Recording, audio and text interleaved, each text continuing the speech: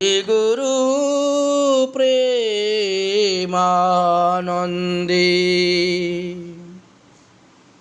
নিতাই গৌর সীতানাথ হরি হরি বল।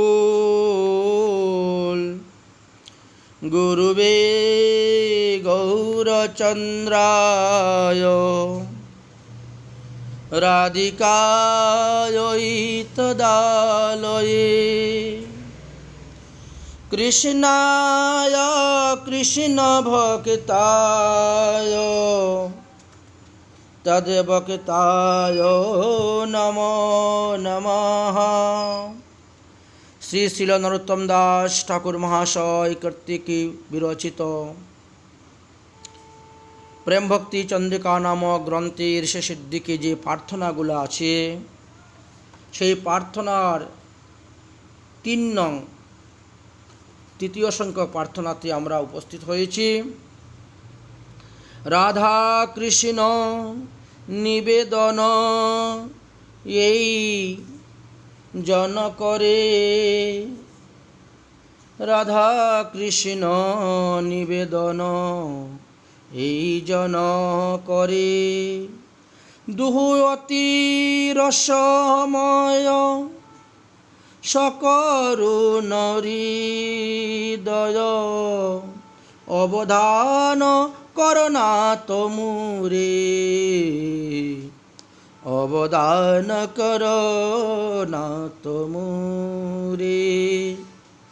হে কৃষ্ণ গোকুল চন্দ্র গোপীজন বল্লভ, হে কৃষ্ণ প্রিয়সী শিরোমণি, হেম গৌরী শ্যাম গায় শ্রবণে পরশ পায়, গুণগুণী জুরায় পরাণী। অদম দুর্গতি জনে কেবল করুণা মনে, ত্রিভুবনে এ যশ বিখ্যাতি। শুনিয়া সাধুর মুখে শ্রবণ লইনু সুখে, উপেক্ষিলে নাহি মোর গতি। জয় রাধে জয় কৃষ্ণ, জয় জয় রাধে কৃষ্ণ, কৃষ্ণ কৃষ্ণ জয় জয় রাধে। অঞ্জলি মস্তকে করি নরোত্তম ভূমে পরি, কহে দেহ পুরাও মন সাদি, কহে দুহে পুরাও মন সাদি। শ্রী নরোত্তম দাস ঠাকুর মহাশয় সাধক আবশে পরম অভীষ্ট শ্রী শ্রী রাধা কৃষ্ণের শ্রীচরণে প্রাণের প্রার্থনা নিবেদন করিতেছেন। নিবেদনের পূর্বেই নিজের প্রতি তাহার কৃপাদৃষ্টি আকর্ষণের নিমিত্ত বলিতেছেন, দুহ অতি রসময় সকরুণ হৃদয়, অবদান করনাথ মুরে। অর্থাৎ হে নাথ শ্রী শ্রী রাধা মাধব, তোমরা আমার জীবন মরণের রক্ষক বা পালক। তোমরা অতি রসময় এবং অতিশয় করুণ চিত্ত, কৃপা করিয়া আমার প্রার্থনা কিঞ্চিত শ্রবণ করো। শ্রীল কবিরাজ গোস্বামীপাদ এইভাবে দৈন্য করে লিখেছিলেন, রসিক শেখর কৃষ্ণ পরম করুণ, এই দুই হেতু হইতে ইচ্ছার উদ্গম। ভগবত স্বরূপ মাত্রেই তো অসাধারণ ধর্ম রসিকত্ব। তিনি রসস্বরূপ হইয়াও রসের আস্বাদন করেন, যেমন মধু ও ভ্রমর। এই রসিকত্ব ধর্ম বিনা শ্রী ভগবানের কোনো লীলাই সিদ্ধ হইতে পারে না। কারণ আত্মারাম আপ্তকাম, শ্রী ভগবানের কোনরূপ স্পৃহার উদয় হওয়ার সম্ভাবনা নহে। স্বয়ং ভগবান শ্রীকৃষ্ণ ব্রজবাসীগণের ঐশ্বর্য জ্ঞান গন্ধশূন্য বিশুদ্ধ প্রীতিরস আস্বাদনের লুলিপ্য বলিয়া তিনি রসিক শেখর। আবার রসিক বলিয়াই শ্রী ভগবান করুণ। কারণ করুণা বলিয়া জীবের চিত্তে প্রতি রসের সঞ্চার না করিলে তাহার রসিকত্ব ধর্মটি সার্থকতা হইবে না। স্বয়ং ভগবান ব্রজেন্দ্র নন্দন ব্রজের শুদ্ধ মাধুর্যময় রাগভক্তি প্রদান করিতে গিয়ে বলিলেন যে তিনি ভগবান পরম করুণ। প্রেমময়ী এবং পরম করুণাময়ী রাধারানীর সান্নিধ্য শ্রীকৃষ্ণ এই দুটি গুণের সীমাহীনভাবে বর্ণিত হইয়াছে। তাই বলা হয়েছে দুহে অতি রসময়। রসস্বরূপ এবং রসিক বলিয়া প্রাচুর্যের ময়ঠু প্রত্যয়টি এখানে প্রয়োগ হয়েছে, ময়ট প্রত্যয় প্রয়োগ করা হয়েছে। রসসিন্ধু ও প্রেমসিন্ধুর মিলনে রস উল্লাসে রসেতে বেলিত তরঙ্গ রাজি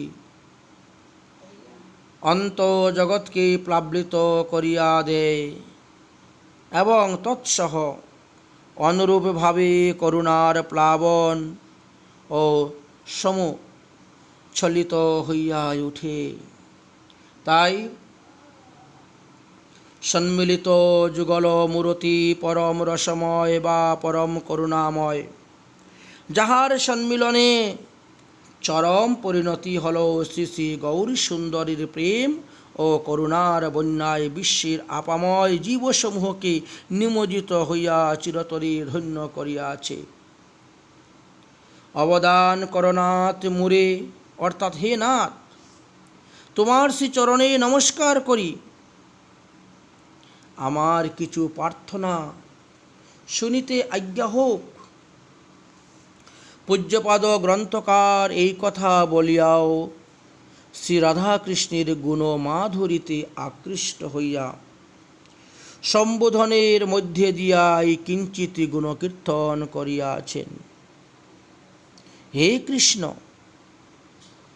গোকুল চন্দ্র, গোপীজন বল্লভ, হে কৃষ্ণ প্রিয়সী শিরোমণি, হে কৃষ্ণ, হে সর্বচিত্ত আকর্ষক, স্বীয় রূপ ও গুণ লীলার মাধুর্য দ্বারা সকলের চিত্ত মনকে আনন্দ দিয়া স্ব অভিমুখে আকর্ষণ করাইয়া তার স্বভাব। বিশেষত তুমি গোকুল চন্দ্র অর্থাৎ শ্রী রাধে রানীর বিরহ তপ্ত গো বা ইন্দ্রিয় কুলকে সুশীতল করিয়া থাকো বলিয়াই তুমি গোকুল চন্দ্র। হে গোপীজন বল্লভ, অখিল ব্রজ সুন্দরী গণের তুমি প্রাণ বল্লভ। হে কৃষ্ণ প্রিয়সী শিরোমণি, নিখিল গোপীগণের শিরোমণি স্বরূপা শ্রী রাধিকে, তোমার হেমগৌর প্রেমের কান্তি, তোমার শ্যাম সুন্দরীর রসময় শ্যামল কান্তির শ্রবণে ইহা সাক্ষাৎ স্পর্শ প্রাপ্ত হইয়া যায় এবং তোমাদের গুণমাধুরী শ্রবণে প্রাণ সুশীতল হইয়া থাকে। শ্রী রাধা মাধবের গৌর শ্যাম কান্তি মাধুরী শ্রবণে যে কর্ণে ইহার মাধুর্য স্পর্শ পাওয়া যায়, ইহা কিছু বিচিত্র ব্যাপার নহে। কারণ শ্রীমদ্ ভাগবতের তৃতীয় স্কন্দের নবম অধ্যায়ের 5 নম্বর শ্লোকেতে ভগবানের শ্রী পাদপদ্মের গন্ধ কর্ণ বিকর্ণে আঘ্রাণ করিবার বর্ণনা দেওয়া হইয়াছে, যাহারা শ্রুতিশাস্ত্র রূপ বাতাসের দ্বারায় আনিত তোমার পাদপদ্ম কুশের গন্ধ কর্ণ বিভোর দ্বারে আঘ্রাণ করেন। এই শ্লোকটির অংশের টিকাতে জীব গোস্বামী পাদ লিখেছিলেন, গন্ধং বর্ণং কারদি মূর্ধানাম কর্ণবি।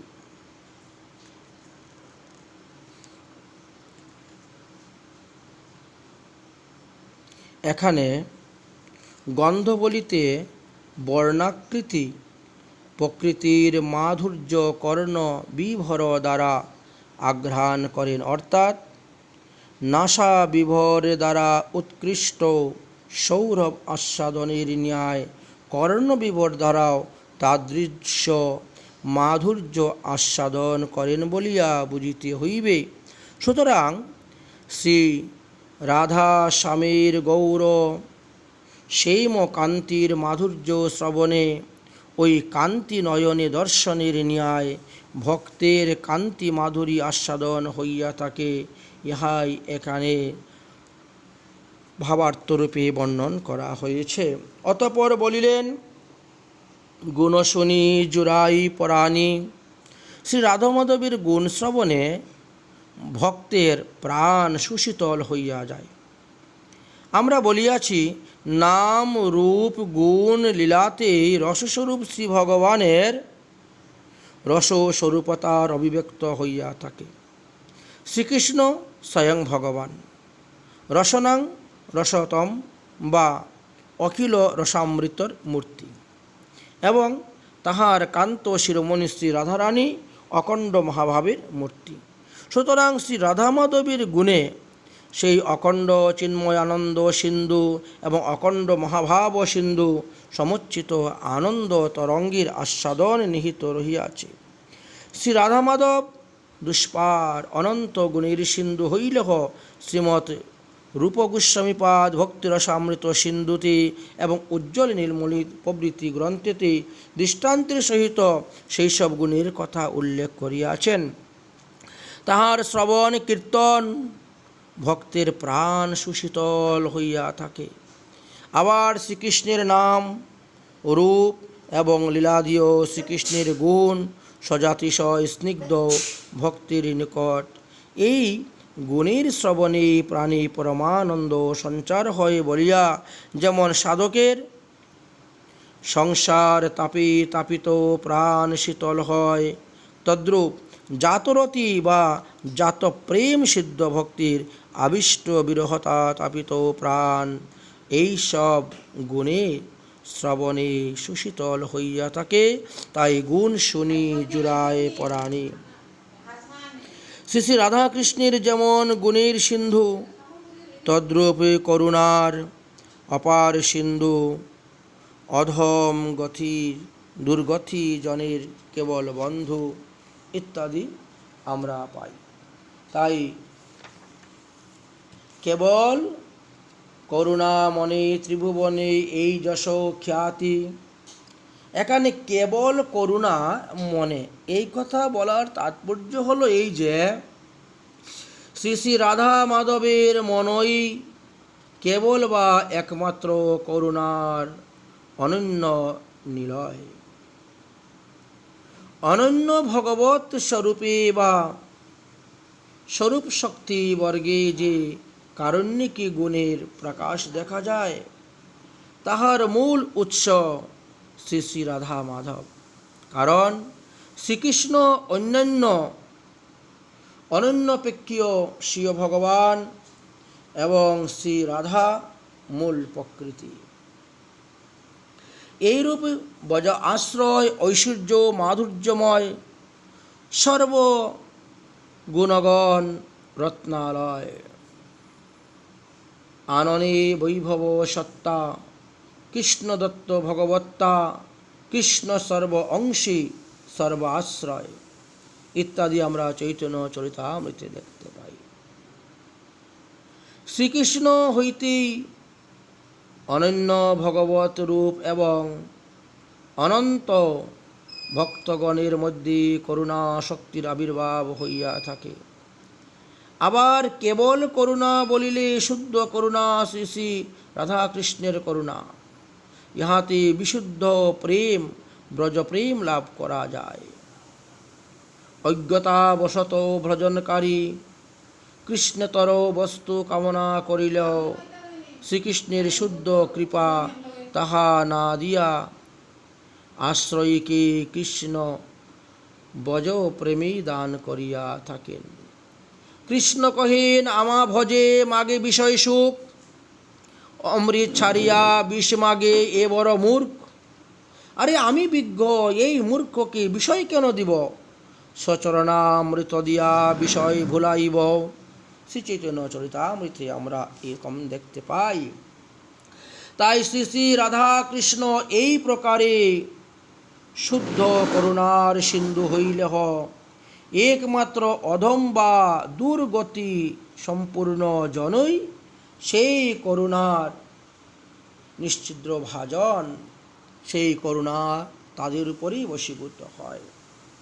ভক্তি সাধনার দ্বারা দেহ দৈহিকাদি নিখিল অভিমান মুক্ত হইয়া যাহারা সর্বত্র ভগবত কর্তৃক বোধে প্রেম মূলক দৈন্যের উদয়ে নিজেকে নিরন্তর অধম বা দুর্গতি সম্পূর্ণ বলিয়া মনে করেন, তাহাদের অতি উৎকণ্ঠা শ্রীযুগলের অজস্র করুণা নিঃসরিতের ঘটনা এবং তাহারই সেই করুণাধারা নিরন্তর অবিস্নাত হইয়া ধন্য হইয়া থাকে। যুগল ভজন পথ আশ্রয় করিয়াও যাহাদের চিত্ত ধন জনাদি বিদ্যা পণ্ডিতাদির অভিমান লাভ পূজা প্রতিষ্ঠাদির বাসনা অবস্থান করে, সেই চিত্তে রাধা মাধবের করুণা স্থান পায় না। শ্রীল নরোত্তম দাস ঠাকুর মহাশয় প্রেমের মূরতি, তাই প্রেম উক্ষিত প্রবল দৈন্যবশত তিনি নিজেকে নিতান্ত অধম বা দুর্গত জ্ঞান হে বলিতেছেন। অধম দুর্গতি জনে কেবল করুণা মনে ত্রিভুবন এই যশ খ্যাতি শুনিয়া সাধুর মুখে শ্রবণ শরণ লইনু সুখে উপেক্ষিলে নাহি মোর গতি। হে শ্রী শ্রী রাধা মাধব, তোমরা অপার করুণার পারাপার, অধম দুর্গত জনের প্রতি তোমাদের করুণা নিয়তই বর্ষিত হয়ে থাকে। সাধুমুখে তোমাদের করুণার কথা আমি অনেক শুনিয়াছি, আর শুনিয়া সুখে অর্থাৎ নিঃসংশয় নিশ্চিন্তভাবে তোমাদের চরণে আজ আমি শরণাগত হইলাম। তোমরা আমাকে উপেক্ষা করিও না। তোমরা যদি আমাকে অপেক্ষা করো তাহলে আমার আর কোনো গতি নাই। সিন্ধু হই নিখুল জলের মূল আশ্রয়, সূর্য তাপে সিন্ধুর জল মেঘে সঞ্চারিত হইয়া যেমন তাপদগ্ধ বিশ্বকে সুশীতল করিয়া বিশ্ব মানবকে জীবাতু করিয়া থাকে, তদ্রূপ শ্রী শ্রী রাধা মাধবের করুণা সিন্ধু তাহাদের জীব বাৎসল্য স্বরূপ তাপে সন্তপ্ত হইয়া সাধুরূপে মেঘে সঞ্চারিত হয়, আর সাধুগণে বিশ্বধারীর এই করুণার ধারায় বর্ষণের বা প্রচার করিয়া থাকেন। তাই সাধুগণের মুখে শ্রী শ্রী রাধা মাধবের করুণার কথা শুনিয়া বিশ্বমানব রাধা মাধবের চরণে শরণাগত হইয়া এবং ভজন সাধনে প্রেমপ্রাপ্ত হইয়া ধন্যাতি ধন্য হইয়া থাকেন। শ্রীল ঠাকুর মহাশয় বলিলেন, উপেক্ষিলে নাহি মোর গতি। গ্রন্থকার অতিশয় দৈন্য ভরে নিজেকে নিতান্ত অযোগ্য এবং অধম জ্ঞানে এই কথা বলিলেও বস্তুত শ্রী শ্রী রাধা মাধবের শরণাগতের প্রতি কোনরূপ অপেক্ষা নাই। আশ্রিত ভক্তের প্রতি তাহার পরম অপেক্ষায় রহিয়াছি বুঝিতে হইবে। পরিশেষে বললেন, জয় রাধে জয় কৃষ্ণ জয় জয় রাধে কৃষ্ণ কৃষ্ণ কৃষ্ণ জয় জয় রাধে। অঞ্জলি মস্তকে করি নরোত্তম ভূমেতে পড়ি, কহে দুহে পুরাও মন সাধে। শ্রীল ঠাকুর মহাশয় যখন শরণাগত হইয়া দৈন্য ভরে উপেক্ষিলে নাহি মোর গতি এই কথা বলিলেন, তখনই তাহার প্রেম ভাবিত নয়ন সম্মুখে রাধা কৃষ্ণের যুগলরূপ স্ফুরণ হইল। অসীম সৌন্দর্য মাধুর্যময় যুগল মূর্তি দর্শনে শ্রীল গ্রন্থকার আবিষ্ট হয়ে জয় জয় ধ্বনি কীর্তন করিতে লাগিলেন। জয় শব্দ উৎকর্ষ বা নমস্কার বাচকে ব্যবহার হয়ে থাকে।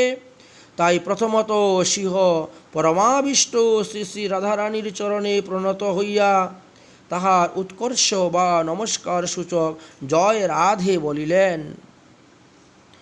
রাধা স্নেহাদিকা মঞ্জুরি গণের শ্রী রাধারানী এই প্রকার পরমাশ্রয়। আগে রাধা পরে শ্যাম।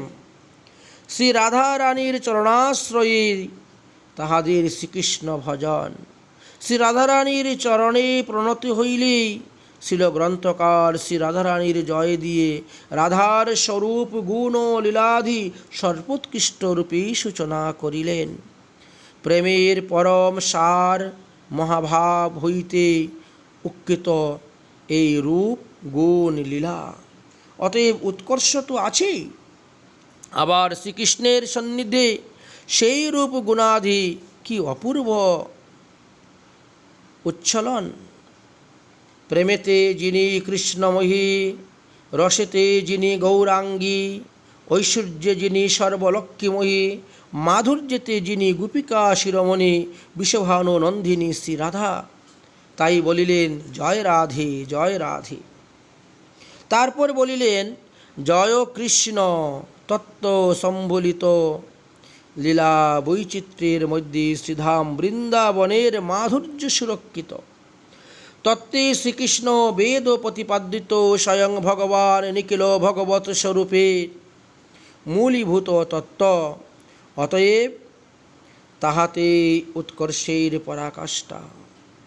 রাধা কলঙ্কিনীর নয়নে, কিন্তু তিনি সৌন্দর্য মাধুর্যময় মূর্তির পরম সুন্দর ব্রজেন্দ্র নন্দন। শ্রী রাধা কিঙ্করীর নয়ন সবসময় শ্রীকৃষ্ণকে ব্রজেন্দ্র নন্দন বলে দেখতেন, শ্রী রাধার প্রাণবধূ রূপে দেখতেন। শ্রী রাধার সান্নিধ্যে আবার রসঘন মোহন মূরতি দেখতেন। শ্রীপাদ গ্রন্থকারের স্ফূর্তিতে যেন দেখিতেছেন শ্রী রাধা মাধব বৃন্দাবনের যমুনা পুলিনে একটি মনোরম কুঞ্জ ভবনে প্রবিষ্ট হইয়াছেন। কুঞ্জ অভ্যন্তরে শ্রীযুগলীর অপূর্ব মিলন মাধুরী চম্পক মঞ্জুরি রূপে ছিল ঠাকুর মহাশয় লতা বাতায়নে নয়ন দিয়া যুগল কিশোরীর মাধুরী আস্বাদন করিয়া যুগলের উৎকর্ষ সূচক জয় জয় রাধে কৃষ্ণ বলিয়া উভয়কে জয় ঘোষণা করিতে লাগিলেন। বিলাস বিক্রম রসে কেহ নহে উন। পরে বলিলেন কৃষ্ণ কৃষ্ণ জয় জয় রাধে। এবার আগে কৃষ্ণের জয়কার দিয়া পরে রাধার জয় দিতেছেন। আমরা ইতিপূর্বে বলিয়াছি আগে রাধা পরে শ্যাম। বিশেষত রাধার কিঙ্করীগণ রাধারানীর আশ্রয়ে কৃষ্ণ ভজন করেন তো এই জন্য। তবে কৃষ্ণের জয় পূর্বে দিতেছেন কেন এখন?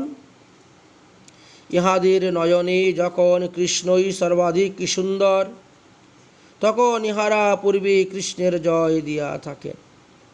কৃষ্ণ যখন রাধারানীর একান্ত বশীভূত, তখনই কৃষ্ণ ইহাদের নয়নে সর্বাধিক সুন্দর। তখনই ইহারা শ্রীকৃষ্ণের উৎকর্ষ বা জয়গানে মুখরিত হয়ে ওঠেন, তাদের মুখ থেকে বেরিয়ে আসে। তাই বিলাসের অবসান হইয়াছে। শ্রীযুগল বিলাস ও শয্যায় বসিয়াছেন। শ্রী অঙ্গ হইতে মাধুরী ধারা ঝরিয়া পড়িতেছে। বিলাস আশ্রমে বিলাস মঞ্জুরি দর্শন করিতেছেন যে বিলাস শ্রমের কারণে শ্রী অঙ্গ ঘামাসক্ত। সেবার আবশ্যক বুঝিয়া কিঙ্করীগণ কুঞ্জ ভবনের মধ্যে প্রবিষ্ট হইয়া বিজন করিতেছেন, বাতাস দিতেছেন, কেউ বা জলদান করিতেছেন, কেউ বা তাম্বুল দান করতেছেন, কেউ বা মাল্যদান করে প্রভৃতি সেবার সৌভাগ্য প্রাপ্ত হইয়াছেন। শ্রী রাধারানী স্বাধীন ভৃত্যকাদশায় শ্রীকৃষ্ণকে স্বীয় বেশ রচনার আদেশ করিলেন। অনুগত নায়ক শ্রীমতীর শ্রীপদযুগল বক্ষের নিকটে ধরিয়া অলক্ষিত রঞ্জন করিতেছেন। সেই কৃষ্ণের উৎকৃষ্ট ঘোষণা বলিয়াছেন, কৃষ্ণ কৃষ্ণ জয় জয় রাধে। সহসা লীলাস্মরণের স্ফূর্তি বিরাম হইয়াছে। সাধকা আবেশে অতিশয়